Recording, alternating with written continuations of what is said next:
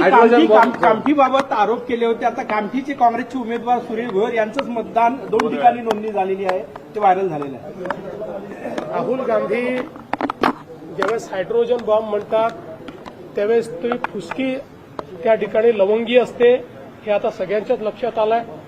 काल तर ते स्वतःच असे सापडलेले आहेत की त्यांनीच मॉर्फ केलेला फोटो दाखवलाय, असं काही चॅनल्सनी क्लिअर कट दाखवलेला आहे. त्या चॅनल्सनी जाऊन त्या वोटरची पडताळणी केली, वोटर तिथेच सापडले. फक्त राहुल गांधींनी त्यांचा चेहरा दुसरा दाखवलेला आहे, हे देखील त्या ठिकाणी लक्षात आलेलं आहे.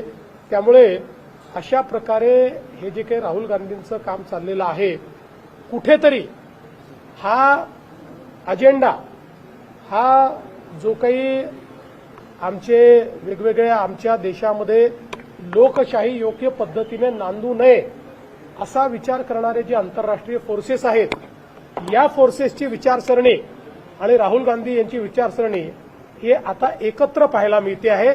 त्याच्यामध्ये कुठलाही भेद नाही आहे. ते फोर्सेसही हाच प्रयत्न करतायत की भारताच्या लोकशाहीवरनं आणि लोकशाहीने तयार केलेल्या संस्थांवरनं जनतेचा विश्वास उठला पाहिजे, आणि तेच प्रयत्न राहुल गांधी करतायत. यातनं शंकेला मोठा वाव तयार झाला.